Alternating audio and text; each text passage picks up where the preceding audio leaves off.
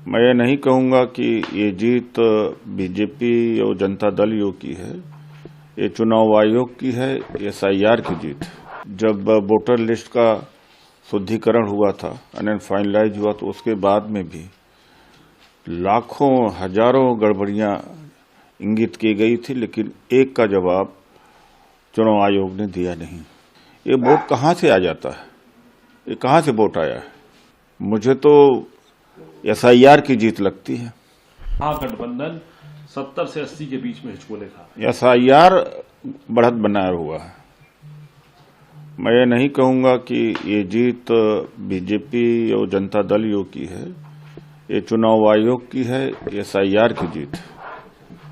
और जब voter list का शुद्धिकरण हुआ था, फाइनलाइज हुआ, तो उसके बाद में भी लाखों हजारों गड़बड़ियां इंगित की गई थी, लेकिन एक का जवाब चुनाव आयोग ने दिया नहीं। और जब ऑब्जेक्शंस रेज किए जा रहे थे, तो 89 लाख ऑब्जेक्शन दिए गए थे। उसके बाद में भी चुनाव आयोग ने कहा कि कोई हमें कंप्लेंट दे ही नहीं रहा है। जब इस हद तक बेईमानी पर उतर जाए तो क्या ही कहना, लोकतंत्र की हत्या है। और राहुल गांधी जी और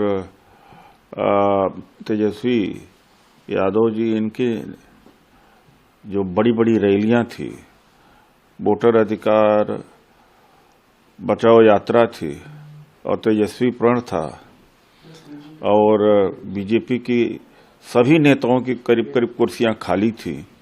ये वोट कहां से आ जाता है? ये कहां से वोट आया है?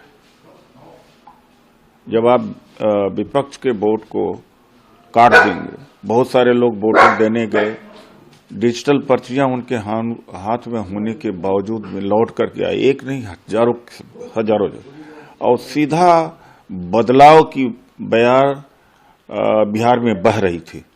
और 10-12 जगह तो बीजेपी के जो विधायक कैंडिडेट थे, उनको जनता ने भगाया।